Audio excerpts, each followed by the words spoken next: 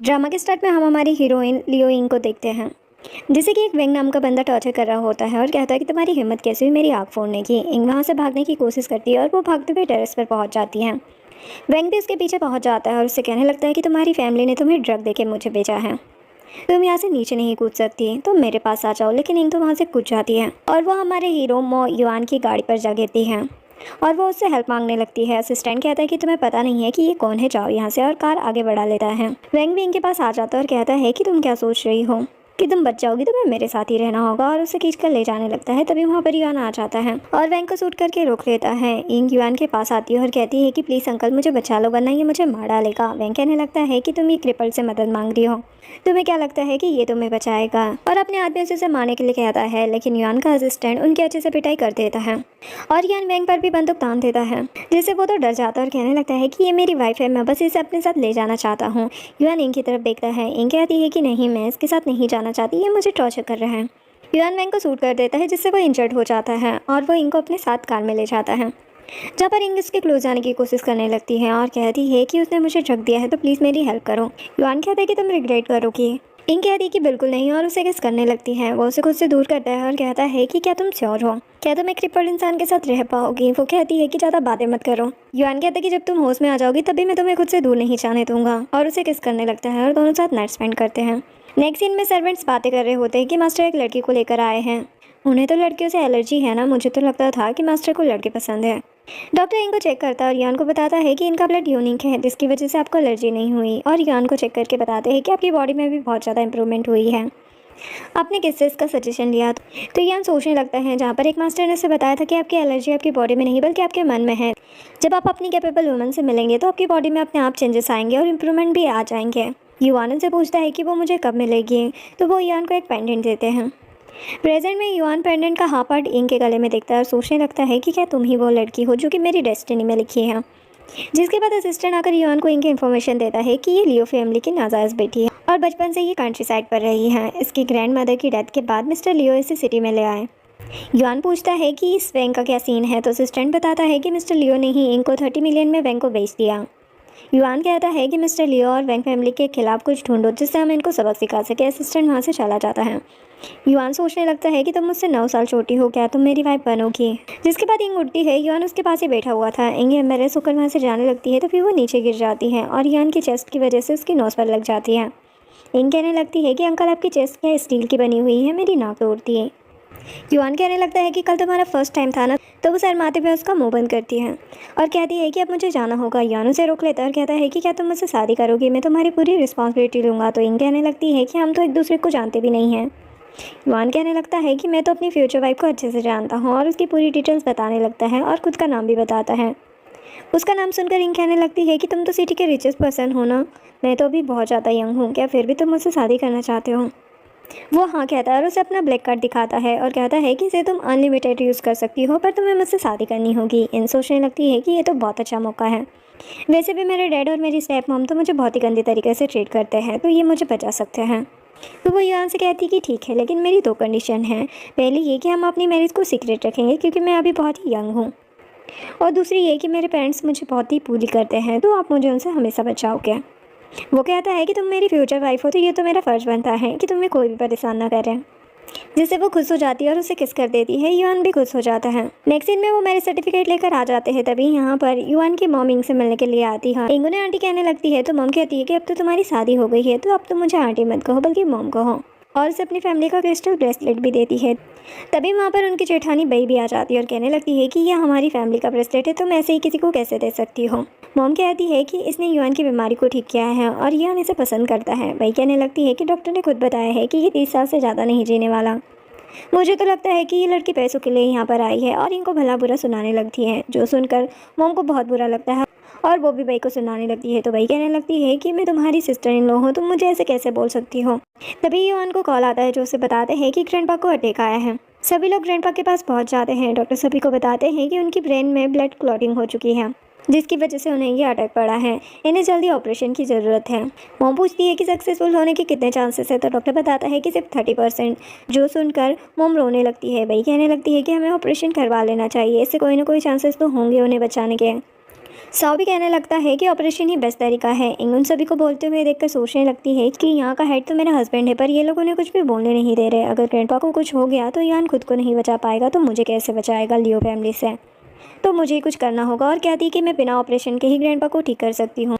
Doctor इंग पर भड़क जाता है कि तुम ये क्या बकवास कर रही हो, हमने 40 साल से डॉक्टर की प्रैक्टिस की है। जब हम कह रहे हैं कि ऑपरेशन की ज़रूरत है तो ऑपरेशन की ज़रूरत है, होती कौन हो बोलने वाली। इंग कहने लगती है कि एक्यूपेंचर थेरेपी से मैं इन्हें ठीक कर सकती हूँ। मॉम इंग को समझाने लगती है कि ये बच्चों का खेल नहीं है, तो इंग कहने लगती है कि नहीं, मैं ठीक कर सकती हूँ। और युआन के पास आकर कहती है कि क्या तुम्हें मुझ पर भरोसा है। तो युआन कहता है कि हाँ, और असिस्टेंट को सामान लाने के लिए भेज देता है। तो बई कहने लगती है कि अगर ग्रैंडपा को कुछ हुआ तो इसके साथ साथ तुम भी जेल जाओगे। इंग युआन से कहती है कि तुम चिंता मत करो, मैं सब कुछ संभाल लूंगी। असिस्टेंट उसे सामान ला कर देता है और वो ग्रैंडपा पर एक्यूपेंचर अप्लाई कर देती है, जिससे ग्रैंडपा को ब्लड आने लगता है, जो देखकर सभी लोग हैरान हो जाते हैं। डॉक्टर ग्रैंडपा को चेक करता है और कहने लगता है कि ये तो एक्सपायर हो गए और इनको ग्रैंडपा से दूर कर देता है। सभी लोग इनको सुनाने लगते हैं कि तुमने ग्रैंडपा को मार दिया। भाई कहने लगती है कि जल्दी से पुलिस को बुलाओ और उसे जेल में डालो। इंग कहती है कि कुछ देर बाद ग्रैंडपा को होश आ जाएगा। तो वही कहती है कि वो मर गए हैं और अभी भी तुम झूठ बोल रही हो। और यान को भी जेल में डालने की बातें करने लगती है। तभी ग्रैंडपा को होश आ जाता है और वो कहने लगते हैं कि कौन मेरे ग्रैंडसन और ग्रैंड डॉटर इन लोग को जेल में डालना चाहते हैं। और बई और साव को नील डाउन होने के लिए कहते हैं। बई कहने लगती है कि ये सब तो हमने आपके लिए किया था। ग्रैंडपा उन दोनों को ही डांट देते हैं और इंग से बड़े ही प्यार से बात करने लगते हैं। इंग ग्रैंडपा से कहने लगती है कि आपको दोबारा से अपना चेकअप करवा लेना चाहिए। डॉक्टर जाकर ग्रैंडपा को चेक करता है और कहता है कि इनकी हेल्थ में तो काफ़ी ज़्यादा इंप्रूवमेंट हुई है। ग्रैंडपा बई और साव का हॉस्पिटल इंग को देने की बात करते हैं, जिससे बई कहने लगती है कि आप ऐसा कैसे कर सकते हैं, हम उसे कितने टाइम से संभाल रहे हैं। लेकिन ग्रैंडपा किसी की नहीं सुनते हैं। साव नाटक करते हुए इंग के पास जाता है और कहता है कि अगर तुम्हें हॉस्पिटल संभालने में किसी चीज़ की भी ज़रूरत हो तो मुझे बोल देना। तो इंग हाँ कहती है। इतने में युआन उसे कहता है कि जो इंसान इतने टाइम से अपना हॉस्पिटल नहीं संभाल सका वो तुम्हारी क्या हेल्प करेगा, और उसे अपने घर ले जाता है। युआन इंग से नाराज़ था क्योंकि वो साव से बड़े ही प्यार से हंस कर बातें कर रही थी। तो वो इंग से कहने लगता है कि तुम ऐसे बाहर वालों के सामने हंसा मत करो। तो इंग कहती है कि ग्रैंडमा और मोम तो अपने ही हैं। तो युआन कहता है कि मैं साव की बात कर रहा हूँ, तुम उसके साथ कितने हंस हंस के बातें कर रही थी। तो इंग कहती है कि वो तो मेरी हेल्प की बात कर रहा था। तो वो कहता है कि मैंने तो 2 बार तुम्हारी हेल्प की है, पर तुम तो मेरे लिए कभी इतना मुस्कुराई नहीं, और बाहर वालों के लिए हंसने को बोल दो। जिससे इंग तो उस पर गुस्सा हो जाती है और बोलती है कि तुम क्या बोले जा रहे हो, मुझे तुम्हारे पैसे नहीं चाहिए और तुम्हारा ये ब्रेसलेट भी नहीं चाहिए। उसे निकालने लगती है और डिवोर्स की बात करने लगती है। तो यान उसे रोकता है, कहता है कि ठीक है, मैं तुमसे माफ़ी मांगता हूँ, लेकिन डिवोर्स की बात कभी मत करना, और उसको मनाने लगता है। तो इंग उसे गिफ्ट मांगती है, तो वो उसे बहुत से कॉस्मेटिक का सामान देता है, जो देखकर इंग बहुत ज़्यादा खुश हो जाती है और यान से कहने लगती है कि तुम मेरी फ़ोटो खींचो, मैं अपने फ्रेंड्स को जेलस फील करवाऊंगी। यान उसकी फ़ोटो खींचने लगता है, जिसके बाद इंग यान को छोड़कर अपने रूम में जा रही थी। तो यान कहता है कि आज हमारी फर्स्ट नाइट है और तुम अपने हस्बैंड को छोड़कर जा रही हो। तो इंग कहती है कि क्या तुम मेरे रूम में रहोगे। तो युआन हाँ कहता है कि मैं तुम्हारा हस्बैंड हूँ। इंग उसे रूम में ले जाती है और बहुत ज़्यादा नर्वस थी। तो युआन कहता है कि तुम टेंशन मतलब, मैं सोफे पर सो जाऊँगा और तुम बेड पर। युआन सोफे पर सो रहा था, जिसे देखकर इंग को बहुत ही बुरा लग रहा होता है और वो युआन से कहती है कि तुम बेड पर सो जाओ, तुम्हें ज़्यादा ज़रूरत है। तो वो कहता है कि तुम टेंशन मत लो, वैसे भी मेरे पैरों में कुछ भी फील नहीं होता है, तो मैं यहाँ पर सो सकता हूँ। इंग कहती है कि तुम्हें अपने लेग्स की केयर करना चाहिए, क्यों ना हम दोनों ही बेड पर सो जाएं। दोनों ही बेड पर सो जाते हैं। इंग उससे पूछने लगती है कि तुम्हारे लेग्स में चोट कैसे आई। तो युआन बताता है कि मेरे भाई की मेहरबानी से, मुझे उन लोगों से नफरत है जो मुझे धोखा देते हैं। इंग कुछ सोचने लगती है। युआन कहता है कि चलो सो जाते हैं, और वो सो जाता है। तभी इंग को एक मैसेज आता है जो उसे कहता है कि बॉस आप कहाँ पर है, 2 दिन से मैं आपको कांटेक्ट नहीं कर पा रहा हूँ। इंग सोचने लगती है कि 2 दिन हो गए, अब तो लियो फैमिली को भी पता चल चुका होगा। इधर इंग के स्टेप सिस्टर लुसिन और उसकी मॉम आपस में बातें कर रहे थे कि इंग का तो हो गया होगा जो होना था। तभी लुसिन नेट पर इंग की फोटो देखती है, जिसे देखकर वो जेलस होते हुए अपनी मॉम से कहने लगती है कि मिस्टर वैंग ने इंग को कितना कॉस्टली सामान दिलवाया है, वह इतना ज़्यादा खुश कैसे रह सकती है। तभी वहाँ पर मिस्टर वैंग आ जाता है और मिस्टर लियो से कहने लगता है कि तुम्हारी बेटी ना सिर्फ भाग गई है, बल्कि उसने मेरी आग भी फोड़ दी और मुझे बैंकक्रप्ट भी करवा दिया। जो मैंने 30 मिलियन दिए थे उसके बदले मुझे 100 मिलियन चाहिए। मिस्टर लियो कहने लगते हैं कि इतना तो मैं अफोर्ड भी नहीं कर सकता। वैंग लुसिन को पकड़ लेता है और कहने लगता है कि अगर तुम अफोर्ड नहीं कर सकते तो मैं तुम्हारी बेटी को ले जाऊँगा, और उसे वहाँ से ले जाने लगता है। तो उसकी मॉम बीच में आ जाती है और कहने लगती है कि मेरी बेटी को छोड़ दो। वैंग उनकी बात नहीं मानता। तभी लुसिन कहती है कि मैं 3 दिन के अंदर आपके पैसे वापस कर दूंगी। तो वैंग कहता है कि ठीक है, मैं तुम्हें 3 दिन का टाइम दे रहा हूँ, 3 दिन में मेरे पैसे दे देना, वरना मैं तुम्हें उठाकर ले जाऊँगा, और वहाँ से चला जाता है। लुसिन कहने लगती है कि उसे इनकी हिम्मत कैसे मुझे ह्यूमिलेट करवाने की, मैं उसे छोड़ूंगी नहीं। इधर मॉम इंग को ग्रैंडपा के ट्रीटमेंट के लिए थैंक यू बोल रही होती है। तो इंग कहने लगती है कि मैं युआन के लेग्स का भी ट्रीटमेंट करना चाहती हूँ, जो सुनकर मॉम तो खुश हो जाती है। लेकिन असिस्टेंट इंग को बताता है कि जो भी बॉस के पैरों को देखता है, बॉस उसे नहीं छोड़ते, तो आपको ये नहीं करना चाहिए। इंग युआन से कहती है कि क्या मैं तुम्हारा ट्रीटमेंट कर सकती हूँ। तो वो तो हाँ बोल देता है। और मॉम और असिस्टेंट को वहाँ से भेज देता है। इंग बड़े ही अच्छे से उसका ट्रीटमेंट करती है और मेडिसिन लेने के लिए बाहर जाने लगती है। तो युआन कहता है कि मैं भी तुम्हारे साथ चलता हूँ। इंग कहती है कि तुम्हें अभी ही मेडिकल फूड बात दिया गया है, तो तुम अभी अच्छे से रेस्ट करो, मैं जल्दी ही आ जाऊँगी। लेकिन युआन का तो बिल्कुल भी मन नहीं था उसे अकेले भेजने का। इंग उसे किस करती है और कहती है कि तुम टेंशन मत लो, और वहाँ से चली जाती है। इंग वहाँ से जा रही थी, तभी एक आदमी कॉल पे बात कर रहा था कि वह अभी घर से निकली है, मैं उसे पकड़ कर लेकर आता हूँ, और वह इंग को किडनैप कर लेता है। इधर युआन साओ को पकड़ लेता है और उसे धमकी देने लगता है कि तुमने ही मो हाउस में लास्ट टाइम कॉल किया था, मुझे बताओ कि इंग कहाँ पर है। साओ कहने लगता है कि मुझे नहीं पता, इंग को तो लुसिन ने किडनैप करवाया था। और वो इंग से पूछने लगती है कि तुम मो हाउस में क्या कर रही थी, तुम्हारा मिस्टर मो से क्या लेना देना है। तो इंग कहने लगती है कि लगता है तुम मुझसे जेलस हो, तो मैं तुम्हें बता ही दूँ कि मैं उनकी वाइफ हूँ। जो सुनकर वो हंसने लगती है और कहने लगती है कि मो हाउस में मैंने कॉल किया था और उन्होंने मुझे बताया कि उनकी कोई वाइफ नहीं है और वो तुम्हारे लिए एक पैसा भी नहीं देना चाहते, तुम मरो या जियो उन्हें कोई मतलब नहीं है। और अपने आदमियों से कहती है कि इसे मिस्टर बैंक के पास छोड़ दो, और इंग से कहती है कि तुम वहाँ पर जाकर उनसे माफ़ी मांगो। तो इंग कहने लगती है कि मैं और माफ़ी बिल्कुल नहीं, और अपनी रस्सी खोल देती है और वो आदमी उस पर अटैक करता है। तो इंग उसी से डंडा छीनकर उसे मार देती है, लुसिन के पैरों पर भी फेंक देती है जिससे उसे भी लग जाती है, और इन लोगों से अच्छे से फाइट करने लगती है। युआन वहाँ पहुँच जाता है, तभी इंग युआन के पास आ जाती है। आदमी उस पर अटैक करने वाला था, युआन बीच में आ जाता है और असिस्टेंट उस आदमी की कुटाई कर देता है। युआन को अपने पैरों पर खड़े हुए देख असिस्टेंट और इंग तो बहुत ज़्यादा खुश हो जाते हैं। इंग कहने लगती है कि मैंने कहा था ना कि तुम ठीक हो जाओगे। तो युआन उसका थैंक यू करता है और उसे पूछने लगता है कि तुम्हें कहीं चोट तो नहीं लगी। इंग नाटक करते हुए कहने लगती है कि हाँ, मुझे बहुत चोट लगी, देखो इन्होंने मुझे रस्सी से बांध दिया था और मुझे यहाँ पर भी चोट लग गई है। तो आदमी कहता है कि हमने तो तुम्हें मारा ही नहीं। असिस्टेंट से कहता है कि इन्हें ले चलो और बाकी तुम्हें पता ही है कि क्या करना है। नेक्स्ट सीन में डॉक्टर इंग को चेक करता है और कहता है कि इन्हें बस थोड़ी सी चोट आई है, और वहाँ से चला जाता है। इंग तो युआन से काफ़ी ज़्यादा नाराज़ हो रही थी और कहने लगती है कि अगर तुम्हें मैं नहीं चाहिए तो मुझे अकेले छोड़ दो। युआन कहने लगता है कि तुम क्या बोल रही हो। कहती है कि लुसिन ने मुझे बताया कि तुमने उससे कहा कि तुम्हें मैं नहीं चाहिए, तुमने मेरे लिए पैसे देने के लिए मना कर दिया, मैं जीऊँ या मरूँ तुम्हें कोई फ़र्क नहीं पड़ता, तो जाओ यहाँ से। युआन उसे बताता है कि लुसिन ने मो हाउस में कॉल किया था जहाँ पर साओ ने कॉल उठाया था, मैंने उसे इसकी सज़ा दे दी है। इन तो खुश हो जाती है और उसे गले लगा लेती है और कहने लगती है कि शुक्र है कि तुम उस साओ की तरह नहीं हो। युआन कहने लगता है कि मैं उसकी तरह हो भी नहीं सकता, और वो उससे गिफ्ट मांगने लगता है। इंग शर्माते भी कहती है कि तुम्हें क्या चाहिए। युआन उसे किस करता है तो इंग भी उसे किस बैक करती है। नेक्स्ट सीन में युआन की मॉम उसके पास आती है और कहने लगती है कि मैंने सुना है कि तुम्हारे पैर ठीक हो गए हैं। तो इन युआन से कहती है कि क्यों ना तुम मॉम को चल कर दिखाओ। युआन चलकर दिखाता है जिससे सभी लोग खुश हो जाते हैं। युआन इनको थैंक यू बोलता है। इंग कहती है कि ये तो मेरा फ़र्ज़ है, मैं तुम्हारी वाइफ हूँ। जिसके बाद लियो फैमिली इनके पास पहुंच जाती है। बॉडीगार्ड उन्हें रोकते हैं तो मिस्टर लियो कहता है कि मैं इनका फादर हूं, तुम मुझे इसे अंदर जाने से कैसे रोक सकते हो। और वो इनके पास पहुंच जाते हैं और कहने लगते हैं कि तुम्हारी हिम्मत कैसे हुई अपनी सिस्टर को इससे बुली करने की, और उस पर हाथ उठाने वाले थे, तभी असिस्टेंट उन्हें रोक देता है और वहाँ पर युआन भी आ जाता है। इंग युआन से कहने लगती है कि ये मुझे मार रहे हैं। मिस्टर लियो युआन से कहते हैं कि हम तो यहाँ पर आपके अच्छे के लिए आए हैं, ये लड़की आपको धोखा दे रही है, इसकी पहले से ही शादी हो चुकी है। तो युआन कहता है कि मुझे पता है। तो मिस्टर लियो कहते हैं कि तुम्हें पता है तो फिर तुम इसके साथ क्यों रह रहे हो, क्या तुम इसे मिस्ट्रेस बनाकर रखना चाहते हो। वो कहता है कि ये मेरी वाइफ है, जो सुनकर सभी लोग हैरान हो जाते हैं। मिस्टर लियो इंग से कहने लगते हैं कि तुम्हें तो इन्होंने पैसे दिए होंगे। तो इंग उन्हें चिढ़ाते हुए कहती है कि हाँ, मुझे तो इन्होंने ब्लैक कार्ड दिया है।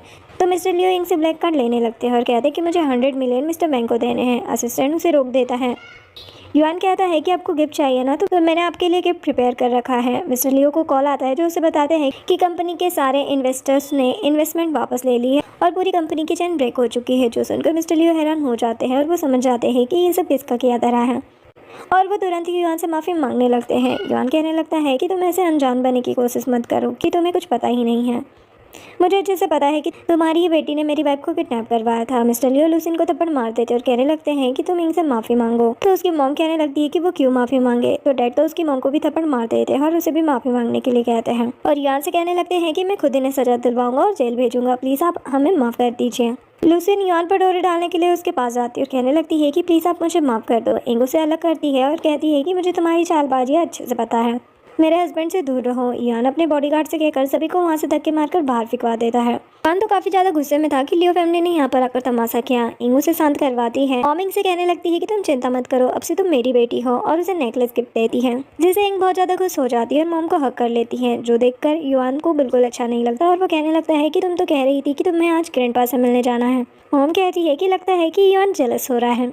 जिसके बाद इंग ग्रैंडपा से मिलने के लिए आती है और उनके लिए मेडिसिन लेकर आई थी, जो देखकर बई कहने लगती है कि तुम ये क्या बकवास सी मेडिसिन लेकर आई हो, क्या तुम ग्रैंडपा को नुकसान पहुंचाना चाहती हो, इसकी तो पैकिंग भी बिल्कुल अच्छी नहीं है। तो इंग कहने लगती है कि युआन ने भी मेरी दवाई खाई थी और वो ठीक है। तो भाई कहने लगती है कि तुम कहना क्या चाहती हो कि अब वो पैरालाइज नहीं है, ठीक हो गया है, वो भी तुम्हारी दवाई खाकर, तो डेफिनेटली वो दोबारा पैरालाइज हो जाएगा। तभी वहाँ पर युआन आ जाता है, जिसे चलता हुआ देखकर दोनों ही हैरान हो जाते हैं।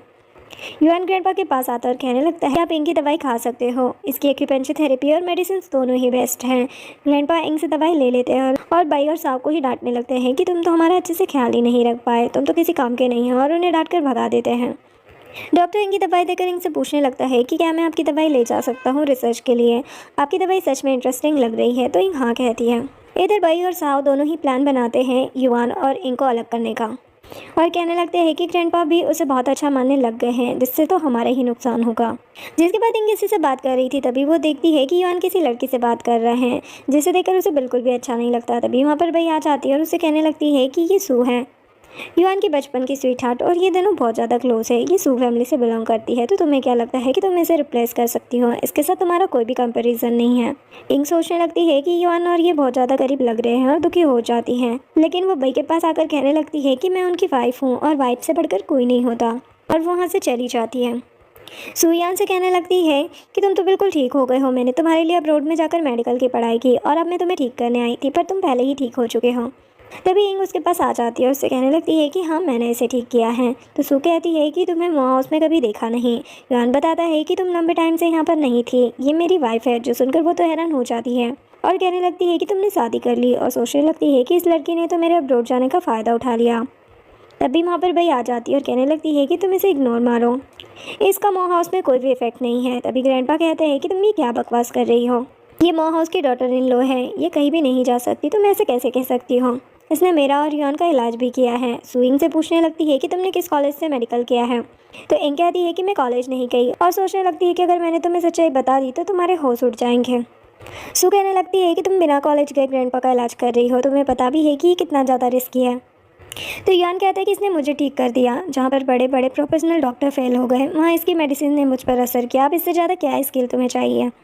सू कहती कि ये कंट्री साइड पर रही है, तो क्या पता है इसे कुछ जड़ी बूटियों के बारे में पता हो, इसकी मेडिसिन ग्रैंडपा के लिए हार्मफुल हो सकती है।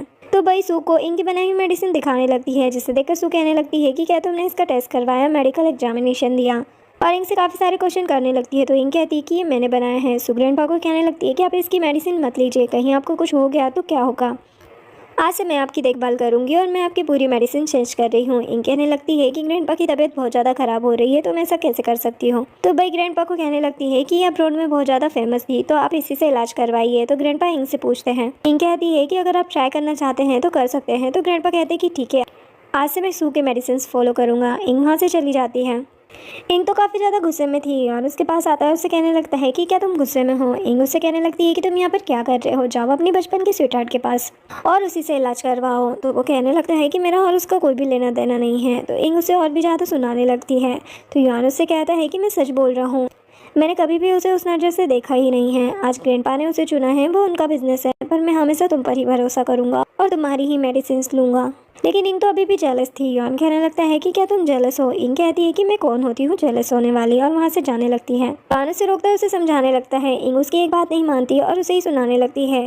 तभी युआन उसे किस कर देता है। इंग उसे खुद से अलग करती है। तभी उसे पैर में थोड़ा सा दर्द होने लगता है। तो इंग कहती है कि क्या हुआ, क्या अभी भी तुम्हारे पैर में दर्द हो रहा है। तो वो हाँ कहता है। इंग कहती है कि तुम्हें अपने लेग का ध्यान रखना अभी भी ज़रूरी है, और वो उसका ट्रीटमेंट करने लगती है। लेकिन बाहर सभी लोगों को ऐसा लग रहा था कि उनके बीच कुछ चल रहा है। तभी मॉम अंदर आ जाती है और कहने लगती है कि मैंने कुछ देखा और सुना। वो देखते हैं कि वहाँ पर युआन का इलाज चल रहा है। तो मॉमी इंग को थैंक यू कहती है युआन का इलाज करने के लिए, और युआन से कहती है कि मैं तुम्हारी हेल्प कर देती हूँ। तो वो मना करता है।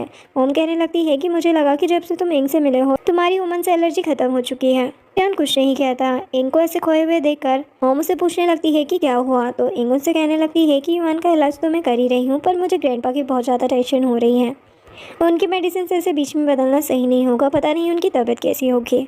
जिसके बाद मॉम और इंग दोनों ही मॉ हाउस पहुंच जाते हैं ग्रैंडपा को देखने के लिए, जहाँ पर बाई और सू उन दोनों को ग्रैंडपा को देखने नहीं देते और कहने लगते हैं कि हमने ग्रैंडपा को बहुत अच्छी दवाइयाँ दी है, जिससे वो सिर्फ 3 दिन में ही बिल्कुल ठीक हो जाएंगे। जो सुनकर इंग कहने लगती है कि क्या तुमने ग्रैंडपा को बहुत ज़्यादा हैवी डोज दे दिए हैं। सू कहती कि तुम्हें ये जानने की ज़रूरत नहीं है, मैंने जो किया है ग्रैंडपा के भले के लिए किया है, वो बहुत अच्छा फील कर रहे हैं, तो तुम यहाँ से जा सकती हो। तभी डॉक्टर रूम से आता है और कहता है कि तुम लोगों की शोर की वजह से ग्रैंडपा उठ गए हैं। इंग ग्रैंडपा की तबीयत के बारे में पूछती है। तो डॉक्टर कहता है कि सू की दवाई के बाद ग्रैंडपा बहुत अच्छा फील कर रहे हैं। तो तुम्हें टेंशन लेने की ज़रूरत नहीं है। इंग सू से कहती है कि अगर ग्रैंडपा को कुछ हुआ तो देख लेना, और वहाँ से चली जाती है। मॉम और इंग वहाँ से जाते हुए बातें कर रहे थे कि मुझे लगता है कि ग्रैंडपा को बहुत ज़्यादा हैवी डोज दे दिया है, जिससे उन्हें एकदम से असर पड़ा है, पर बाद में ये उनकी बॉडी पर इफेक्ट करेगा, जिससे मॉम को तो चिंता होने लगती है। तभी वहाँ पर डॉक्टर आकर बताता है कि ग्रैंडपा की अचानक से तबीयत बहुत ज़्यादा ख़राब हो गई है, आप ग्रैंडपा को बचा लीजिए। इंग जल्दी से ग्रैंडपा के पास पहुंचती है और सू को साइड करती है और ग्रैंडपा को चेक करने लगती है। सू कहने लगती है कि तुम यहाँ पर क्या कर रही हो, तुम जाओ यहाँ से। तो इंग कहने लगती है मैंने तुम्हें पहले ही वार्न किया था, अब देखो तुम्हारे हेवी डोज की वजह से ग्रैंडपा बिल्कुल भी ठीक नहीं है। भाई कहने लगती है कि इसने बिल्कुल ठीक दवाइयाँ दी थी, जरूर तुम्हारी ये दवाइयों का साइड इफेक्ट होगा। मॉम इंग से कहने लगती है कि प्लीज़ ग्रैंडपा को बचा लो।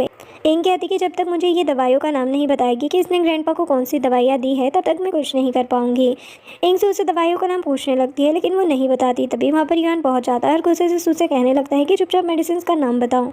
सो मेडिसिन की पर्ची दिखाती है जिसमें बहुत सारी दवाइयाँ लिखी हुई थी। इंग ये देखकर हैरान हो जाती है और कहने लगती है कि तुमने ग्रैंडपा को इतनी सारी दवाइयाँ एक साथ दे दी, और सू को डांटने लगती है। तो सू कहने लगती है कि मैंने परफेक्ट दवाइयाँ दी है। इंग ग्रैंडपा को देखती है और उन्हें अपनी मेडिसिन खिलाती है। सू कहने लगती है कि तुम्हें क्या लगता है कि तुम इन 2 दवाइयों से ग्रैंडपा को ठीक कर दोगी। इंग कहती है कि सिर्फ 10 सेकंड में ग्रैंडपा को होश आ जाएगा। तो सू कहती है कि अगर नहीं आया तो। इंग कहती है कि जो तुम कहोगे वो मैं करूँगी, अगर उन्हें होश आ गया तो तुम मुझसे माफ़ी मांगोगी और मेडिकल छोड़ दोगी और कभी भी मो हाउस में नहीं आओगी। सू हाँ कहती है और कहती है कि अगर मैं जीती तो तुम युआन को डिवोर्स दे दोगी और मो हाउस से हमेशा हमेशा के लिए चली जाओगी। तो इंग भी ओके कहती है। सू काउंटडाउन स्टार्ट करती है और जैसे ही 10 सेकंड खत्म होते हैं ग्रैंडपा को होश आ जाता है, जो देखकर सू तो हैरान हो जाती है और वही जाकर ग्रैंडपा को मेडिसिन पिलाने लगती है, जो देखकर ग्रैंडपा वही को खुद से दूर करते हैं और इनको पास बुलाकर कहते हैं कि सॉरी मैंने तुम पर भरोसा नहीं किया, तुम्हारी मेडिसिन बहुत ज़्यादा अच्छी है जिसने मुझे बचा लिया, वरना ये लोग तो मुझे मार ही देते हैं। सू कहने लगती है कि ये बस कोई कोइंसिडेंट हो सकता है। तभी वही सू को थप्पड़ मार देती है। युआन सू को माफ़ी मांगने के लिए कहता है, तो सू इंग से माफ़ी मांगती है और कहती है कि मैं मेडिकल छोड़ दूंगी। तभी ग्रैंडपा इंग को अपने पास बुलाकर कहते हैं कि मैं अपनी प्रॉपर्टी के 20% शेयर तुम्हारे नाम करता हूँ। जो सुनकर भाई तो हैरान हो जाती है और ग्रैंडपा से कहने लगती है कि आप ऐसा नहीं कर सकते हैं, हमने हमेशा आपका ख्याल रखा है। ग्रैंडपा उसे फिर से दूर करते हैं कि तुम्हारी वजह से आज मैं मरने वाला था। भाई तो गुस्से में सू को ही थप्पड़ मार देती है, उससे लड़ने लगती है। ग्रैंडपा सू को भी बोल देते हैं कि आज से तुम्हारी फैमिली का और हमारी फैमिली का कोई भी कांटेक्ट नहीं होगा। सू भाई को खुद से दूर करती है और कहने लगती है कि तुमने ही मुझे अब्रोड से यहाँ पर इन दोनों का रिश्ता ख़राब करने के लिए बुलाया था, और तुम मेरे साथ ऐसे बिहेव कैसे कर सकती हो। युआन उन दोनों को ही कहता है और भाई को तो म्यांमार भिजवा देता है और सू से कहता है कि आज के बाद यहाँ पर कभी भी दिखाई मत देना। नेक्स्ट सीन में इंग और युआन बाहर खाने के लिए जाते हैं और एंजॉय कर रहे थे। तभी इंग कहती है कि मैं वॉशरूम होकर आती हूँ। वहाँ पर वो एक लड़के से मिलती है। बॉस से कहने लगता है कि बॉस आपके डैड ने लुसिन को बचाने का कॉन्ट्रैक्ट दिया है। एक्चुअल में हमारी हीरोइन नंबर 1 किलर होती है, जो कि फाइटिंग स्किल्स में एक्सपर्ट होती है, लेकिन उसकी आइडेंटिटी किसी को नहीं पता थी और डैड ने उसे किलर समझकर ही ये कॉन्ट्रैक्ट दिया होता है। तो इंग कहने लगती है कि डैड के पास इतने पैसे कहाँ से आ गए। तो वो बताता है कि उनकी प्राइस तो बहुत ही चीप है। तभी इनको उसके डैड का ही कॉल आ जाता है और वो उससे कहने लगते हैं कि मैंग लुसिन को उठा कर ले गया है, प्लीज़ तुम उसे बचा लो, वो उसे बहुत ज़्यादा टॉर्चर कर रहा है। तो इंग कहने लगती है कि वो तो कुछ टाइम से ही टॉर्चर झेल रही है, लेकिन मैंने अपनी पूरी लाइफ टॉर्चर झेला है, और कॉल कट कर देती है। जो सुनकर वो बॉय कहने लगता है कि ठीक है, मैं ऑर्डर कैंसिल कर देता हूँ। तो इंग उसे रोकती है और कहती है कि इस मामले को मैं खुद ही हैंडल करूँगी। वो लड़का बताने लगता है कि आप कॉलेज आने वाले हैं ना, तो वहाँ पर आपको मोसियान नाम का एक बंदा मिलेगा जो कि नंबर 2 किलर है। इंग कहती है कि तुम चिंता मत करो, मैं नंबर 1 हूँ, तो मैं उससे क्यों डरूँ भला। भले ही उसने मुझे किलर के रूप में देखा है, लेकिन इस रूप में वो मुझे नहीं पहचान पाएगा। अभी तुम जाकर अपना काम करो, और उसे वहाँ से भेज देती हैं। इंग बहुत ज़्यादा खुश थी और युआन उसके लिए मिल्क लेकर आया था, जिसके बाद दोनों शॉपिंग के लिए जाते हैं। वहाँ पर इंग को युआन के लिए एक सूट बहुत ज़्यादा पसंद आता है, तो वो उस लड़की से पूछती है, लेकिन वो तो उसके साथ रूड बिहेव करने लगती है और कहने लगती है कि तुम इस सूट को अफोर्ड नहीं कर सकती, तुम्हें यहाँ पर आने भी किसने दिया। तो इंग कहने लगती है कि तुम ऐसे कैसे बात कर सकती हो। वो कहती है कि ये सूट स्पेशली मिस्टर मो के लिए उनकी फियांसी ने बनवाए हैं। तो इंग कहने लगती है कि मैं मिस्टर मो की वाइफ हूँ, और उनकी ऐसी कौन सी फियांसी आ गई।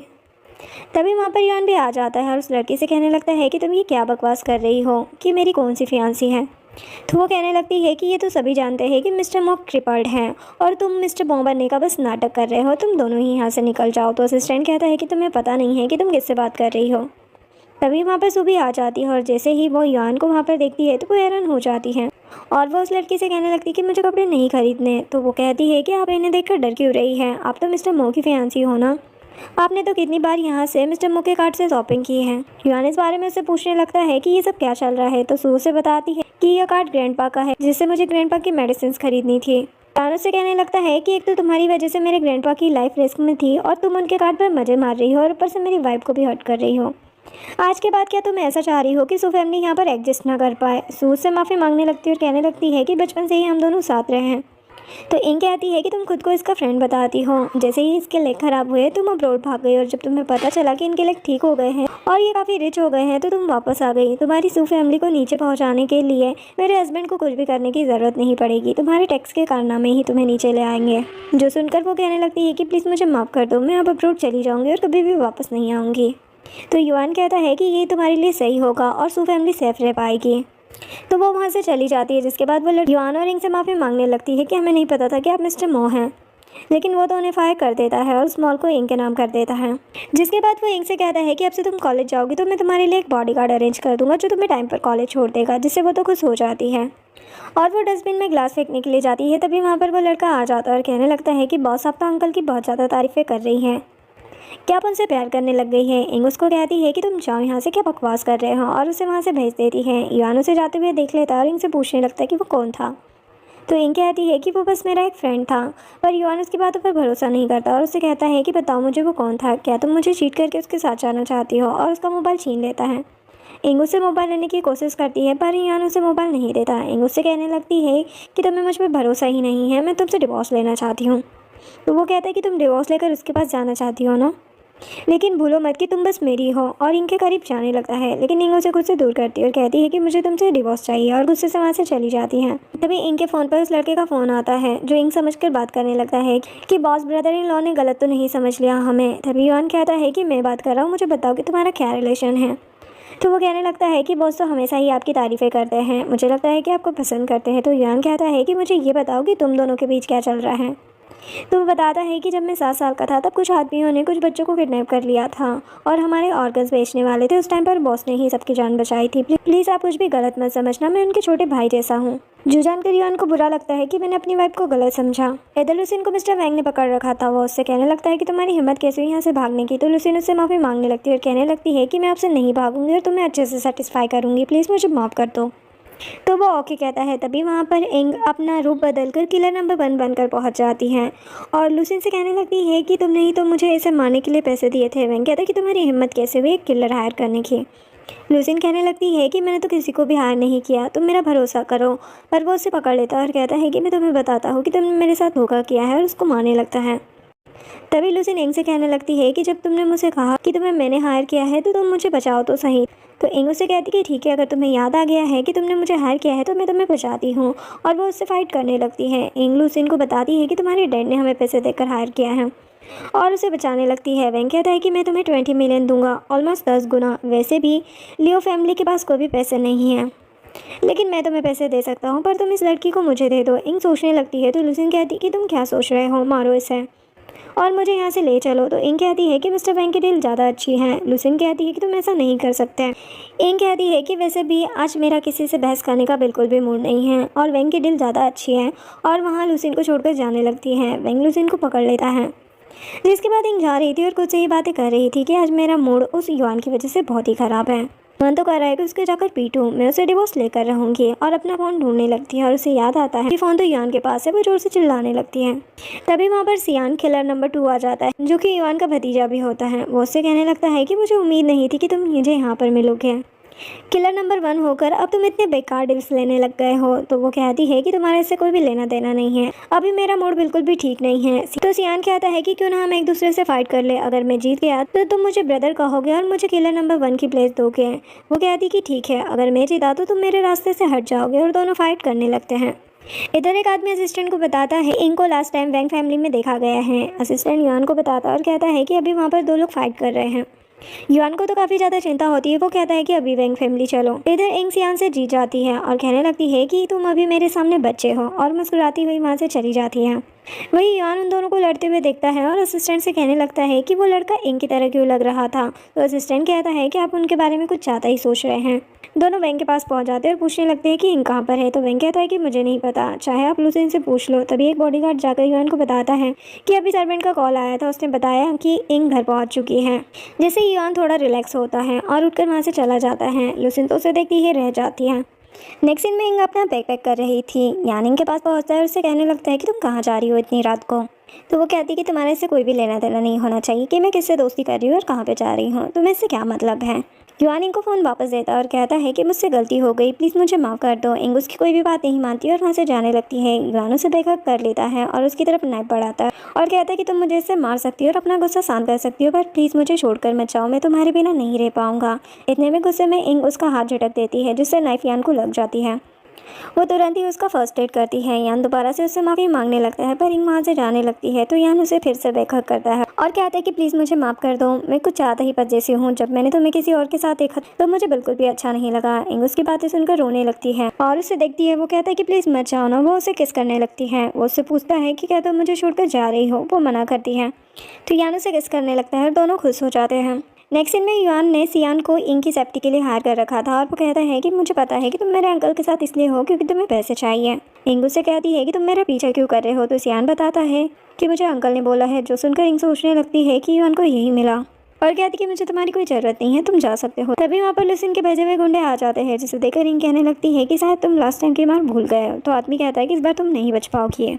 कहती कि तुम जैसे लोगों को लुसिन ही हार कर सकती है और सियान से कहती है कि चलो दिखाओ अपना हुनर। सियान उन लोगों से फाइट करता है। इंग मुस्कुराते हुए वहाँ से जाने लगती है। तभी एक आदमी उसके सामने खड़ा हो जाता है तो इंग उसे मारकर बेहोश कर देती है। सियान उसके पास आता है और कहता है कि तुमने ये फाइटिंग स्किल कहाँ से सीखी, ये फाइटिंग स्किल कुछ जानी पहचानी सी लग रही है, क्या हम पहले कभी मिल चुके हैं। इंग कहती है कि अभी तो तुमने मुझे अपनी आंटी कहा। सियान कहने लगता है कि क्या तुम मुझे टाइम निकाल कर कुछ ऐसी टेक्निक सिखा सकती हो। इंग कहता है कि क्या तुम आज वेलकम पार्टी में जाने वाली हो, अंकल कह रहे थे कि वो तुम्हें लेने आ जाएंगे कि कहीं तुम लेट ना हो जाओ। इंग कहती कि शायद कुछ मार तुम्हें भी खानी है। सियान कहता है कि मैं खुद के लिए नहीं अंकल की बात कर रहा हूँ, वो तुम्हें बहुत ही मिस कर रहे थे। इंग उसे कोई भी जवाब दिए बिना वहाँ से चली जाती है।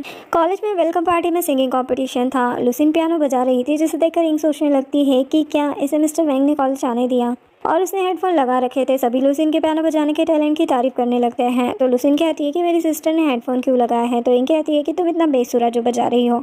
लुसिन उसी से कहने लगती है कि तुम ही बजा कर दिखा दो। सियान इंग को रोकता है और कहता है कि चर्च के तुम्हें सबके सामने एम्बेरस करवाना चाह रही होगी, तुमने स्टेज के लिए कोई भी नाम नहीं लिखवाया है। लुसिन उसे प्रोवोक करती है तो इंग पियानो बजाने के लिए चली जाती है। सभी लोग बातें करने लगते हैं कि ये लड़की क्या ही बजाएगी, मैंने तो सुना है कि बचपन से ही इसने पियानो को हाथ तक नहीं लगाया है। तभी इंग पियानो को चेक करती है, जो सुनकर सभी लोग कहने लगते हैं कि ये कितना बेसुरा बजा रही है, इसे तो पियानो पकड़ना भी नहीं आता। जो देखकर सीनियर बातें करने लगते हैं कि ये लेफ्ट हैंड से पियानो पकड़ रही है। मेरी टीचर जो कि गोम फैमिली की डॉटर थी, वो पियानो में नॉबलिस्ट थी, लेकिन उनकी तो यंग एज में ही डेथ हो गई थी। वो बिल्कुल इसी तरह से पियानो पकड़ती थी। न जाने इसका टीचर के साथ क्या रिश्ता होगा। इंग बजाना स्टार्ट करती है और वो बहुत ही अच्छा बजाती है, जिसे देखकर सभी लोग इंग की तारीफ करने लगते हैं। और जिसने इंग के बारे में बुरा बोला था वो लोग इंग से माफ़ी मांगने लगते हैं। लुसिन सोचने लगती है कि ये इतना अच्छा पियानो कैसे बजा सकती है, इसने तो बचपन से ही पियानो को पकड़ा भी नहीं है। इनमें कुछ ज़्यादा ही जेनेटिक टैलेंट होता है, बिना सीखे इन्हें सब कुछ आ जाता है। इंग से कहने लगती है कि आज भी तुमने स्पॉटलाइट मुझसे छीन ली, शायद तुम्हारा ये लास्ट दिन होगा। तभी इस पर कोई अटैक करता है। युआन बीच में आकर इंग को बचा लेता है। इन पेन छुपाकर उस आदमी को रास्ते से साइड कर देती है और युआन को पकड़ लेती है। युआन हॉस्पिटल में था। स्टूडेंट बातें कर रहे थे कि इंग को इतना अमीर इंसान कैसे मिल गया। तभी प्रिंसिपल वहाँ पर डॉक्टर के पास आता है। डॉक्टर उसकी बैंडेज करने के लिए आगे बढ़ती है। इंग डॉक्टर का सामान लेकर कहती है कि मैं कर लूँगी। प्रिंसिपल कहने लगता है कि क्या तुम्हें ये आता है। वो हाँ कहती है और असिस्टेंट भी कहता है कि इंग को सब कुछ आता है, वो मास्टर का अच्छे से ख्याल रख सकती है। सभी लोग वहाँ से चले जाते हैं। इंग युआन से कहने लगती है कि तुम पागल हो, तुम बीच में क्यों आए। युआन कहता है कि मेरे लिए सबसे इम्पोर्टेंट तुम हो, तुम्हारी जान बचाने से ज़्यादा इम्पोर्टेंट मेरे लिए कुछ नहीं था। और दोनों गले लग जाते हैं। उसके बाद सिंगिंग शो का रिजल्ट अनाउंस होता है, जहाँ पर सीनियर रिजल्ट अनाउंस करता है और कहता है कि मेरे साथ जो कंपटीशन में पार्टनर बनेगा मिस लियो होगी। सभी लोग लुसिन को कांग्रेस कहने लगते हैं कि तुम ही सिलेक्ट हुई। लुसिन भी अकड़ में इंग के पास जाती है और कहती है कि तुम्हारे बदले मैं होती तो शर्म के मारे डूब मरती, मुझे प्रोडक्शन म्यूजिक में परफॉर्म करने का मौका मिलेगा। और सीनियर के पास जाती है और उसे थैंक यू कहती है। सीनियर कहने लगता है कि तुम यहाँ पर क्या कर रही हो, मैं लियो इंग की बात कर रहा हूँ। जिससे लुसिन कहने लगती है कि तुम उसे कैसे सिलेक्ट कर सकते हो, वो एक बेकार लड़की है और नाजायज है। तो सीनियर कहता है कि वह ना केवल एक अच्छी पियानिस्ट है बल्कि उसका कैरेक्टर भी काफ़ी अच्छा है। उसका कैरेक्टर तुम्हारी तरह नहीं है, तुम एक मर्डरर हो और तुमने इंग को मर्डर करने की कोशिश की और उसके जुर्म में जेल भी जा चुकी हो। सभी लोग लुसिन के बारे में बातें करने लगते हैं कि तुम ऐसा कैसे कर सकती हो, तुम तो बहुत ही बुरी हो। सीनियर इंग से पूछता है तो इंग उसे मना कर देती है और कहती है कि मुझे अपनी स्टडी पर ध्यान देना है। प्रिंसिपल लुसिन के पास आता है और कहने लगता है कि हमने इंक्वायरी करवाई है, तुमने ही आटे करवाया था, तुम्हें स्कूल से बाहर निकाला जाता है और पुलिस भी आ रही है। लुसिन तुरंत ही इनके पास जाती है और कहने लगती है कि हम तो सिस्टर्स हैं ना, प्लीज़ अपने हस्बैंड से कहो कि हमें माफ़ करते और जाने दें। इन कहती है कि जब मैं तुम्हारे घर पर आई थी क्या तब तुमने मुझे जाने दिया था क्या? तब तुमने मुझे सिस्टर समझा था? तुम तो मुझे इतना ज़्यादा टॉर्चर करती थी और अब तुम बोल रही हो कि मैं तुम्हें सिस्टर मानूं? ऐसा तो बिल्कुल नहीं हो सकता। और नेक्स्ट सीन में युआन की मॉम इनको फिर से थैंक यू बोल रही होती है अपने बेटे के पैर ठीक करने के लिए। तो वो कहती है कि ये तो मेरा फ़र्ज़ था, अब उनके पैर बिल्कुल ठीक हो चुके हैं। तो युआन कहता है कि और भी बहुत कुछ ठीक है, जिससे मॉम तो थोड़ा एम्बेरस हो जाती है और वहाँ से बहाना लगाकर चली जाती है। इंग युआन से कहने लगती है कि तुम्हारी वजह से मॉम को मिसअंडरस्टैंडिंग हो गई। तो वो उसे पकड़ लेता है और कहता है कि किस बात की मिसअंडरस्टैंडिंग, और उसके करीब जाने लगता है। इंग उससे कहती है कि मुझे बहुत गर्मी लग रही है, मैं नहाने जा रही हूँ, और वहाँ से चली जाती है। इंग अपने कपड़े बाहर ही भूल चुकी थी, वो युआन से कहती है तो युआन उसे कपड़े देता है। तभी इंग का पैर फिसल जाता है और दोनों बेड पर गिर जाते हैं। तो उसके क्लोज जाने लगता है और कहता है कि हमारी फैमिली भी यही चाहती है कि हम करीब आ जाएं। कि उन्हें ग्रैंड चाइल्ड चाहिए, तो क्या तुम फैमिली को डिसअपॉइंट करना चाहती हो? और उसका और ज़्यादा क्लोज जाने लगता है। इंग तो अपनी आंखें बंद कर लेती है। तभी युआन उठता है और उसे उसके कपड़े देता है। इंग वहाँ से चली जाती है और कपड़े चेंज कर लेती है, जिसके बाद युआन उसके बाल सुखाने लगता है। इंग को काफ़ी ज़्यादा नींद आ रही होती है तो वो उसे सुला देता है। जिसके बाद सियान युआन को कॉल करता है और कहता है कि आंटी को तो हमारी प्रोटेक्शन की कोई भी ज़रूरत नहीं है। तो युआन कहता है कि तुम मेरे लिए नंबर 1 किलर को ढूंढो। तो सियान कहता है कि वो तो बहुत ज़्यादा रूड है। तो युआन कहता है कि तुम्हारे जैसे नंबर 2 किलर पर पैसे लगाने का कोई फ़ायदा नहीं है, तो तुम्हें जो कहा जाए वही करो। तो सियान ओके कहता है। नेक्स्ट सीन में इनके पास वही लड़का आता है, उससे कहता है कि बॉस हमें तो बहुत बड़ा ऑर्डर मिला है जिसमें हम 1 बिलियन तक कमा सकते हैं, उसके लिए आपको बॉडीगार्ड बनना पड़ेगा। तो इंग कहती है कि बॉडीगार्ड? वो कहता है कि हाँ। तो इंग कहती है कि ऑर्डर के बारे में पता करो। तो वो कहता है कि मैंने पता किया है, वो आपके हस्बैंड का है और आपकी ही सेफ्टी के लिए आपको हायर करना चाहते हैं। कहती है कि तो फिर क्यों बता रहे हो, ये तो हम नहीं कर सकते ना। जाकर उसे मना कर दो और उसे वहाँ से जाने के लिए कहती और सोचने लगती है कि मेरा इतना पैसा डूब गया। इधर असिस्टेंट युआन को बताता है कि उन्होंने हमारी डील को रिजेक्ट कर दिया है। युआन से कहता है कि तुम 3 बिलियन की बात करो। असिस्टेंट 3 बिलियन कहता है, तब भी वो लोग रिजेक्ट कर देते हैं, जो देखकर असिस्टेंट हैरान हो जाता है। युआन कहने लगता है कि आखिर वो मना क्यों कर रहे हैं, मैं इंग का बॉडीगार्ड तो नंबर 1 किलर को ही बनाऊँ, तो हम किसी को ढूंढो जो उसका पता कर सके। वहीं पर इंग भी ये सब बातें सुन लेती है और सोचने लगती है कि युआन तो पागल हो गया है, पहले मुझे खुद को बचाना पड़ेगा, कहीं ये मुझे ढूंढ ना ले। और वहाँ से जाने लगती है। तभी युआन उसे रोक लेता है। नेक्स्ट सीन में दोनों अपना क्वालिटी टाइम बिता रहे होते हैं। इंग सोचने लगती है कि अगर मैं युआन के साथ रहूंगी तो किसी को भी मुझ पर शक नहीं होगा और मेरे बारे में किसी को भी पता नहीं चलेगा। तभी स्टोर अपनी 7वीं एनिवर्सरी मना रहा होता है और वहाँ पर एक गेम खेलते हैं और सभी कपल्स को बुलाते हैं। होस्ट कहती है कि हम लोग आप लोगों से 20 क्वेश्चन पूछेंगे, बस उसे बोर्ड पर लिखेंगे और बॉयज गेस करेंगे कि गर्ल ने अपनी बोर्ड पर क्या लिखा है, और जो जीतेगा उसे गिफ्ट प्राइस मिलेगा। युआन एक एक करके सारे क्वेश्चन के सही से जवाब देने लगता है, जो देखकर इंग तो बहुत ज़्यादा खुश हो जाती है और वो लोग जीत जाते हैं। युआन सबको बताता है कि ये मेरी गर्लफ्रेंड नहीं है बल्कि वाइफ है और मैं ज़िंदगी भर इसके साथ रहना चाहता हूँ और इसे और भी अच्छे से जानना चाहता हूँ। इंग तो बहुत ज़्यादा खुश थी। वही सीनियर आ जाता है और वह गोंग्यू को लेकर आया हुआ था और उससे कहता है कि ये तुम्हारी वही बहन जैसी नहीं लगती। गोंग कहता है कि वो तो बहुत पहले ही मर चुकी है। तो सीनियर कहता है कि उनकी डॉटर भी तो हो सकती है, तुम नेकलेस से पता कर सकते हो कि ये उनकी बेटी है या नहीं, चलो हम जाकर पूछते हैं। सीनियर इंग के पास पहुंच जाता है और उससे बातें करने लगता है, जो देखकर युआन को तो काफ़ी जेलसी हो रही थी। वो उसके बारे में पूछता है तो इंग बताती है कि हमारा सीनियर है और एक सिंगर है। सीनियर कहने लगता है कि तुम भी बहुत ज़्यादा टैलेंटेड हो और ये मेरा फ्रेंड गोंग्यू है, मैं यहाँ पर अपने फ्रेंड के साथ आया था तभी मुझे तुम दिख गई। युआन से कहने लगता है कि हम भी यहाँ पर अपना क्वालिटी टाइम स्पेंड कर रहे हैं, जो सुनकर सीनियर और गोंग वहाँ से चले जाते हैं। युआन तो अभी भी काफ़ी ज़्यादा जेलस था। इंग उसे कहने लगती है कि क्या हुआ, तुम जेलस हो? युआन कहता है कि और नहीं तो क्या, और उसे गोद में उठा लेता है, जिसके बाद युआन इंग को सुलाकर वहाँ से चला जाता है। इंग तुरंत ही उठती है और वहाँ से चली जाती है। इंग रेसलिंग रिंग में पहुंचती है, जहां पर सियान युआन को कॉल करके बताता है कि वो नंबर 1 किलर यहाँ पर आया हुआ है। तो युआन कहता है तो फिर कर क्या रहे हो, पकड़ो उसे। सियान उससे कहता है कि लास्ट टाइम तो तुमने मुझे हरा दिया था, लेकिन क्या इस बार तुम ट्राई करना चाहते हो? इंग सियान को देखकर सोचने लगती है कि ज़रूर मेरे हस्बैंड ने ही इसे यहाँ पर भेजा होगा मुझे रिंग में बुलवाकर पकड़वाने के लिए, और कहती है कि एक बार मैं जिसे हरा दूँ उसे दोबारा नहीं लड़ता, और वहाँ से जाने लगती है। तभी वहाँ पर असिस्टेंट आ जाता है और उससे कहने लगता है कि हम आपको 3 बिलियन ऑफर कर रहे हैं, फिर भी आप हाँ क्यों नहीं कह रहे हैं। लेकिन इंग तो उन लोगों को चकमा देकर वहाँ से भाग जाती है। असिस्टेंट उसका पीछा करता है। ये सब कुछ युआन सीसीटीवी में देख रहा था और कहता है कि इस बार तो मुझे ही कुछ करना होगा। इधर इंग भाग रही थी, तभी युआन उसके सामने आ जाता है और उसकी तरफ पिस्तौल कर गोली चला देता है, जिससे इंग बेहोश होने लगती है। इंग कहती है कि ये कैसी गोली थी, तो युआन बताता है कि ये बेहोश करने वाली गोली थी। जो आराम से बात नहीं मानता उसको जबरदस्ती कर बात मनवानी पड़ती है, और अपने बॉडीगार्ड से कहता है कि इसको ले चलो। जिसके बाद दोनों ही कार में थे। वो कहने लगती है कि तुम्हें मैं ही क्यों चाहिए, और भी तो बहुत सारे प्रोफेशनल हैं जो बॉडीगार्ड का काम कर सकते हैं। तो यान बताता है कि मैंने नंबर 2 किलर को बॉडीगार्ड के तौर पर रखा था, लेकिन उससे ये काम नहीं हो पाया। मुझे बेस्ट चाहिए, इसलिए मुझे तुम चाहिए। वो कहती है कि कॉलेज जाने वाली लड़की को क्या ही बॉडीगार्ड की ज़रूरत है, वो अपना ख्याल रख सकती है। और वैसे भी क्या तुम्हें तुम्हारी वाइफ ने बताया नहीं कि तुम कितने ज़्यादा बेवकूफ़ हो। जो सुनकर वो उस पर गुस्सा करने लगता है और उसे घूरता है। वो कहने लगती है कि मेरे कहने का ये मतलब था कि तुम अपनी वाइफ का बहुत अच्छे से ख्याल रखते हो और उससे बहुत प्यार करते हो। तो वो उसे छोड़ता है। वो कहती है कि ठीक है, मैं बॉडीगार्ड बनने के लिए तैयार हूँ। युआन कहता है कि मुझे तुम्हारी बातों पर बिल्कुल भी विश्वास नहीं है, और उसे एक मेडिसिन खिला देता है और कहता है कि इससे तुम मेरा कहना मानोगे। इसके बाद असिस्टेंट उसे बॉडीगार्ड्स के रूल्स बता रहा होता है और कह रहा होता है कि तुम्हें हमारी मैडम इंग का अच्छे से ख्याल रखना होगा और उनकी अच्छे से देखभाल करनी होगी। युआन कहता है कि अगर उसे कुछ हो गया तो मैं तुम्हें नहीं छोड़ूंगा। इंग उससे कहती कि तुम्हें बॉडीगार्ड चाहिए या नहीं। युआन कहता है कि जितना बोला जाए उतना करो, और असिस्टेंट को इंग को वहाँ से ले जाने के लिए कहता है। असिस्टेंट उसे उसका रूम दिखाता है। इंग तो तुरंत बाहर जाकर कपड़े चेंज कर लेती है। तभी युआन का कॉल आता है और इंग कॉल उठाती है। तो युआन कहता है कि मैंने तुम्हें कितनी बार कॉल किया, तुम इतनी लेट कॉल क्यों अटेंड कर रही हो। इंग कहती है कि मैं बात ले रही थी, मैं तुम्हें थोड़ी देर बाद कॉल करती हूँ। इंग बात लेती है। तभी वहाँ पर युआन आ जाता है और इंग उसे देखकर नाटक करने लगती है कि तुम यहाँ पर क्या कर रहे हो। तो युआन कहता है कि तुमने मेरा कॉल नहीं उठाया, मुझे तुम्हारे लिए कितनी ज़्यादा चिंता हो रही थी, और बाथरूम में इधर उधर देखने लगता है। तो इंग सोचने लगती है कि क्या ऐसे मुझ पर शक हो गया है। तभी वहाँ पर असिस्टेंट आ जाता है और कहने लगता है कि वो किलर भाग गया है। तो युआन कहता है कि ऐसे कैसे हो सकता है। तो असिस्टेंट कहता है कि ये तो मुझे भी नहीं पता, मैं तो डोर पर ही खड़ा हुआ था, पता नहीं वो कैसे भाग गया। युआन इंग से पूछने लगता है कि क्या तुमने किसी को यहाँ पर देखा। तो इंग कहती है कि नहीं। युआन थोड़ा सा हैरान हो जाता है। युआन असिस्टेंट को उसको ढूंढने के लिए कहता है, तो असिस्टेंट वहाँ से चला जाता है। इंग युआन से कहने लगती है कि आज मैं बहुत थक गई हूँ, चलो हम जल्दी सो जाते हैं। और युआन का हाथ पकड़कर उसे बेड पर लिटा देती है और उसको सीड्यूस करने लगती है। युआन कहता है कि तुम आज इतना अजीब बिहेव क्यों कर रही हो, वैसे तो तुम कभी मुझे खुद को हाथ तक नहीं लगाने देती और आज खुद ही मेरे क्लोज आ रही हो।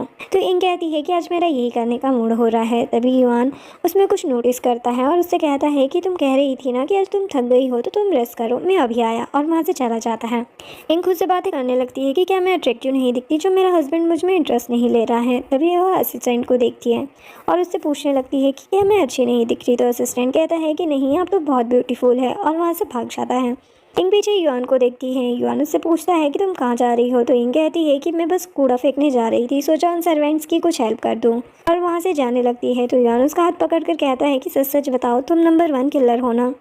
जो सुनकर इंग कहती है कि तुम क्या बात कर रहे हो। युआन कहता है कि अब तुम नाटक करना बंद करो, मुझे सब कुछ पता है, तुम मुझे सच सच बताओ, क्या तुम मुझ पर ट्रस्ट नहीं करती, क्या तुमने कभी भी मुझसे प्यार नहीं किया। इंग उसका मुंह बंद कर देती है और कहती है कि ऐसा कुछ भी नहीं है, मैं तुमसे बहुत प्यार करती हूँ। और उसे बताती है कि हाँ, मैं नंबर 1 किलर हूँ, पर मुझे डर था कि जब मैं तुम्हें इस बारे में बताऊँगी तो कहीं तुम मुझसे डरने न लग जाओ। क्या अब तुम मुझसे प्यार नहीं करते, क्या ये जानकर तुम डिवोर्स लेना चाहते हो। तो युआन कहता है कि ऐसा कुछ नहीं है, तुम चाहे जो मर्जी हो, मैं तुमसे ही प्यार करूंगा। जिससे वो बहुत ज़्यादा खुश हो जाती है और उसे कसकर गले लगा लेती है।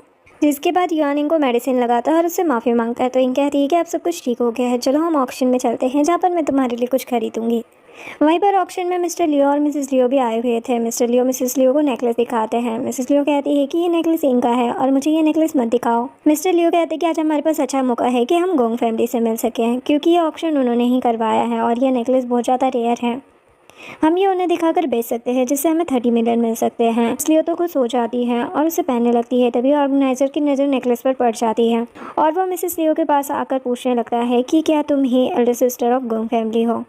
फिर कहता है कि नहीं नहीं, मैं तुमसे ये क्या पूछ रहा हूँ, वो तो कितने साल पहले ही मर चुकी है। और पूछता है कि तुम मुझे बताओ कि तुम्हें ये नेकलेस कहाँ से मिला। मिस्टर लियो उसे बताने ही वाले थे, तभी मिसेस लियो ने रोक देती है और कहने लगती है कि ये तो हमारी अडॉप्टेड चाइल्ड का है, लेकिन वो अभी काफ़ी ज़्यादा नुकसान में है क्योंकि किसी ने उसे जेल में डाल दिया है। जो सुनकर ऑर्गेनाइजर भड़क जाता है और कहने लगता है कि किसकी इतनी हिम्मत हुई जिसने गोंग फैमिली की भांजी को जेल में डाल दिया।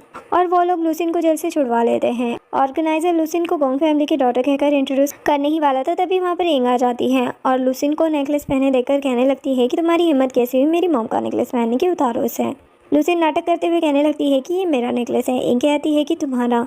और मिस्टर लियो से कहने लगती है कि तुम तो कह रहे थे कि तुमने मेरी मॉम का सारा सामान बेच दिया है, तुम झूठ कैसे बोल सकते हो। ऑर्गेनाइजर इंग के पास आता है और उससे कहता है कि क्या यही लड़की है जिसने गोंग फैमिली की भांजी को जेल में डाला, इसकी हिम्मत कैसे हुई, तुम्हें पता है कि ये गोंग फैमिली की भांजी है। इंग कहती है कि ये किसी की भी भांजी हो, पर अगर इसने मेरी मॉम का सामान लिया है तो मैं इसे छोड़ूंगी नहीं। ऑर्गेनाइजर इंग को ही उल्टा सुल्टा बोलने लगता है। तभी वहाँ पर युआन आ जाता है और कहने लगता है कि तुम्हारी हिम्मत कैसे हुई मेरी वाइफ से ऐसे बात करने की। जो सुनकर सभी लोग हैरान हो जाते हैं और ऑर्गेनाइजर कहने लगता है कि तो क्या हुआ कि तुम सिटी के रिचेस्ट पर्सन हो, पर तुम्हारी वाइफ गोंग फैमिली के भांजी को ऐसे ट्रीट नहीं कर सकती। युआन लुसिन से कहता है कि चुपचाप नेकलेस उतार कर इसे दे दो। ऑर्गेनाइजर धमकी देने लगता है कि अभी थोड़ी देर में मास्टर आने ही वाले हैं, तो वो आपको बताएंगे कि आप उनकी भांजी के साथ ऐसा बिहेव नहीं कर सकते। तभी वहाँ पर गोंग यू आ जाता है। ऑर्गेनाइजर उससे कहने लगता है कि ये लड़की आपकी भांजी पर चोरी का एलिगेशन लगा रही है और उसे बुली कर रही है। गोंग इंग को देखकर कहता है कि तुम तो बिल्कुल मेरी सिस्टर के जैसे हो, अब मैं तुम्हारे साथ हूँ, कोई भी तुम्हें बुली नहीं कर सकता। ऑर्गेनाइजर बताता है कि ये लड़की नहीं है। लुसिन अपना नेकलेस उतार कर गोंग को दे देती है और कहती है कि आखिरी टाइम में मॉम ने मुझे ये दिया था। गोंग नेकलेस अच्छे से देखने लगता है और उससे पूछता है कि क्या ये सच में तुम्हारा है, तो वो हाँ कहती है। जो देखकर इंग वहाँ से चली जाती है। युआन कहता है कि वो नेकलेस तो तुम्हारा था, तो तुम ऐसे कैसे चली आई। इंग कहती है कि मुझे उनकी फैमिली बिजनेस में नहीं जाना है, उनको जो करना है करने दो, मैं तुम्हारे साथ बहुत ज़्यादा खुश हूँ, और वहाँ से चली जाती है। गोंग नेकलेस को देखकर कहता है कि इसमें तो इंग लिखा हुआ है। तो मिस्टर लियो कहते हैं कि हमने लुसिन का नाम चेंज करवा दिया था क्योंकि हमें एक फॉर्चून टेलर ने बताया था। तो गोंग कहता है कि ये औरत कौन है। तो मिस्टर लियो कहते हैं कि ये इसकी स्टेप मॉम है। गोंग कहता है कि सभी को ले चलो और इनका डीएनए टेस्ट करवाओ, अगर ये झूठ बोल रहे हैं तो मैं इन्हें छोड़ूंगा नहीं। अब गोंग को पता चल जाता है कि वो लोग झूठ बोल रहे हैं। वो उनसे पूछने लगता है कि इस नेकलेस का असली मालिक कहाँ पर है। तो मिस्टर लियो बताते हैं कि मेरी एक और बेटी है, ये उसी का है। तो गोंग पूछता है कि अभी वो कहाँ पर है। वो बताता है कि अभी वो मो हाउस में है। जो सुनकर गोंग अपने बॉडीगार्ड से कहता है कि तुम इनका बंदोबस्त कर दो, और खुद वहाँ से चला जाता है। ऑर्गेनाइजर लुसिन को मारता है और कहता है कि तुमने मुझसे झूठ बोला। तो लुसिन कहती है कि हमने तुमसे झूठ नहीं बोला, तुम भी तो यही चाहते थे ना कि तुम क्रेडिट ले जाओ, इसी वजह से तुमने इंग को नुकसान पहुंचाया। वो कहता है कि क्या वो वही थी। तो लुसिन हाँ कहती है। उसे तो और भी ज़्यादा गुस्सा आता है और वो लुसिन का गला पकड़ लेता है। लुसिन कहने लगती है कि अब तुम चाहे जितनी मर्जी गुस्सा कर लो, जब मिस्टर गोंग को पता चलेगा तो वो तुम्हें छोड़ेंगे नहीं। ऑर्गेनाइजर गुस्से से कहता है कि तुम जहाँ से आई थी ना वहीं रहना डिजर्व करती हो। इधर गोंग इंग के पास पहुंचता है और उसे नेकलेस देता है और कहता है कि मैं तुम्हारा अंकल हूँ, तुम बिल्कुल मेरी सिस्टर के जैसे दिखती हो, और उससे सॉरी कहता है कि मैं तुम्हें पहचान नहीं पाया। युआन कहता है कि अब तुम क्या चाहते हो। तो गोंग कहता है कि मैं बस डीएनए टेस्ट करवाना चाहता हूँ। तो इंग कहती है कि ठीक है, हमें डीएनए टेस्ट करवाना चाहिए। तो युआन भी मान जाता है। डीएनए टेस्ट की रिपोर्ट पॉजिटिव आती है, जो देखकर इंग बहुत ज़्यादा खुश हो जाती है। तभी डॉक्टर कहता है कि आपके फादर मिस्टर लियो नहीं है। जो सुनकर इंग दुखी हो जाती है और कहती है कि मुझे पता था कि ज़रूर ऐसा ही होगा, क्योंकि अगर वो मेरे रियल डैड होते तो मुझे इस तरह ओल्ड मैन को नहीं भेज देते। गोंग को तो काफ़ी ज़्यादा गुस्सा आता है और वो अपने आदमी को मिस्टर लू को वहाँ पर लाने के लिए कहता है। गोंग मिस्टर लू को बहुत ज़्यादा टॉर्चर करता है और कहता है कि तुम्हारी हिम्मत कैसे हुई मेरी भांजी को बेचने की, मुझे सच सच बताओ कि तुम इसकी मॉम से कहाँ पर मिले थे। तो वो बताता है कि जब वो मुझे मिली थी तब वो पहले से ही प्रेग्नेंट थी, और इनको बेचने का प्लान मिसेस लियो का था। वो इससे बहुत ज़्यादा नफरत करती थी, मैंने कुछ नहीं किया। गोंग कहता है कि मैं तुम्हें छोड़ूंगा नहीं, पूरी लियो फैमिली को बर्बाद कर दूंगा। गोंग अपने बॉडीगार्ड को उसे बाहर फेंकने के लिए कहता है। युआन कहने लगता है कि लियो फैमिली का मैटर मैं संभाल लूंगा, आपको बीच में आने की ज़रूरत नहीं है। गोंग युआन से कहने लगता है कि तुम मुझे ये बताओ कि तुमने इतनी छोटी उम्र में इंग से शादी क्यों कर ली, क्या तुमने इसे शादी के लिए फोर्स किया है। तो इंग उसे बताती है कि मुझे लियो फैमिली ने ड्रग दे दिया था और ओल्ड मैन को बेच दिया था, उस टाइम पर इन्होंने ही मेरी हेल्प की थी, ये बहुत ज़्यादा अच्छे हैं। गोंग कहता है लेकिन ये काफ़ी एजेड है। तो युआन कहता है कि तुम कहना क्या चाहते हो कि हम डिवोर्स ले लें। गोंग तो हाँ कहने वाला था, लेकिन इंग उन्हें रोक देती है और कहती है कि ये चाहते हैं कि हमारी शादी बहुत अच्छे से चले और हमारे बच्चे हों। और युआन से कहने लगती है कि मैं अपने अंकल से बात कर लेती हूँ, और गोंग को वहाँ से ले जाती है। इंग गोंग को समझाती है कि मैं युआन से बहुत ज़्यादा प्यार करती हूँ। तो गोंग उससे कहता है लेकिन वो तुमसे काफ़ी ज़्यादा बड़ा है और काफ़ी कमज़ोर भी है, वो तुम्हारा अच्छे से ख्याल नहीं रख पाएगा। इंग कहती है कि ऐसा कुछ भी नहीं है, वो बहुत अच्छे हैं और मेरा बहुत अच्छे से ख्याल रखते हैं और मुझसे बहुत ज़्यादा प्यार करते हैं, और मैं उनके साथ बहुत ज़्यादा खुश हूँ। तो गोंग कहता है कि ठीक है, अगर तुम यही चाहती हो और इसमें ही तुम्हारी खुशी है तो ये मेरे लिए सबसे ज़्यादा इंपॉर्टेंट है। अब गोंग की बात युआन भी सुन लेता है और वो कंफ्यूज था कि ना जाने इंग का क्या फैसला रहा होगा। तभी इंग उसे देख लेती है और युआन से कहने लगती है कि आप यहाँ पर क्या कर रहे हैं। तो वो बहाना लगा देता है कि मैं तो बस पौधों को देख रहा था। गोंग इंग से कहता है कि तुम्हारे 4 और अंकल हैं, तुम्हें उनसे मिलने हमारे घर अब्रोड चलना होगा। इतने में ग्रैंडपा और मॉम भी वहाँ पर आ जाते हैं और कहने लगते हैं कि तुम होते कौन हो, हमारी बहू को अपने साथ ले जाने वाले। तो गोंग कहता है कि ये हमारे घर के सदस्य हैं, तो इसे अपनी फैमिली मेंबर से तो मिलना ही चाहिए। सभी लोग अपने अपने व्यूज देने लगते हैं और इनको कहने लगते हैं कि क्या तुम हमें छोड़कर चली जाओगी। जो देखकर इंग तो कंफ्यूज हो जाती है कि वो किसकी बात माने। तभी वो कहती है कि मैं अपनी फैमिली से मिलना चाहती हूँ, लेकिन मैं मैरिड हूँ तो मैं हमेशा के लिए अब्रोड में नहीं रह सकती। तो ऐसा करते हैं कि मैं कुछ समय के लिए आपके साथ चलती हूँ और सबसे मिलकर वापस आ जाऊंगी। हम कहती है कि हाँ ये अच्छा आइडिया है, मैं तुम्हारे साथ चलूंगी और अब्रोड घूम लूंगी। तो ग्रैंडपा कहते हैं कि मैं भी चलूंगा। सभी लोग खुश हो जाते हैं। अभी युआन रिंग लेकर इंग को प्रपोज कर देता है और कहता है कि मैंने तुमसे शादी कर ली है, लेकिन तुम्हें अच्छे से प्रपोज नहीं किया, क्या तुम जिंदगी भर मेरा साथ दोगे। इंग तो काफी खुश हो जाती है और उसे हाँ कहती है। गोंग युआन से कहता है कि तुम्हें इंग से सभी के सामने दोबारा से ग्रैंड वेडिंग करनी चाहिए जिससे सभी को पता चल जाएगा कि वो तुम्हारी वाइफ है, तो वो हाँ कहता है। नेक्स्ट सीन में वेडिंग डे दिखाया जाता है जहाँ पर गोंग युआन से कहता है कि अगर तुमने इनको हर्ट किया तो मुझे 1 मिनट नहीं लगेगा सिटी के रिचेस्ट पर्सन को गायब करने में।